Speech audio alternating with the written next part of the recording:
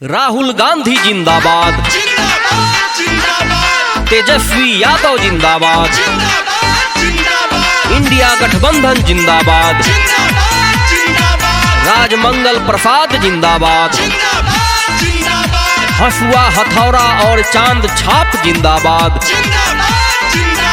Communist party जिंदाबाद, 17 पिपरा विधानसभा की तमाम मतदाता जिंदाबाद। 5 साल बाद मौका फेरू आइल अब की बार, बटन दबाई हा भैया सोचिए विचार। 5 साल बाद मौका फेरू आइल अब की बार, बटन दबाई हा भैया सोचिए विचार। राजमंगल प्रसाद के जितावे के बाद,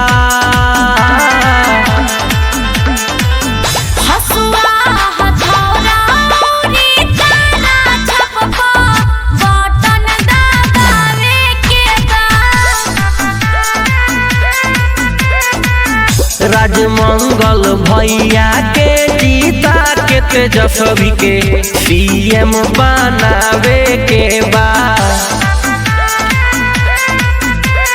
हसुआ हथौड़ा और चांद छाप जिंदाबाद,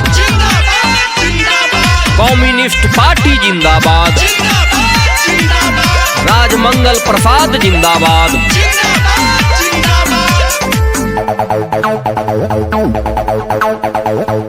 रोड नाला बिजली के व्यवस्था सभे होई हो, अब ना गरीबवन कोनो भूखे सोई हो।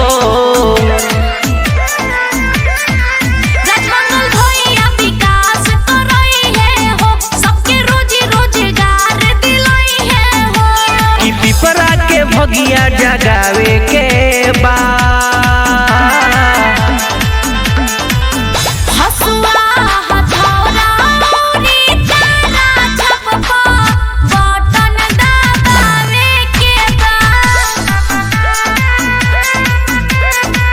राजमंगल भैया के जीता के तेजस्वी के सीएम बनावे के बाद,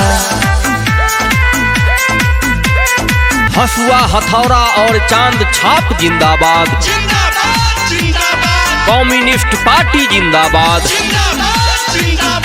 राजमंगल प्रसाद जिंदाबाद। रोजी रोजगार औरी नौकरी दियाई हो, सरकारी योजना के लाभ भी दियाई हो।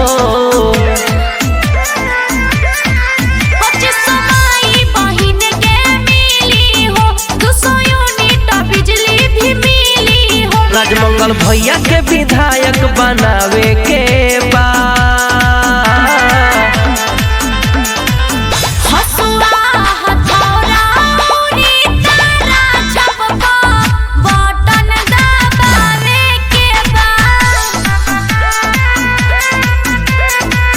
राजमंगल भैया के जीता के तेजस्वी के सीएम बनावे के बाद।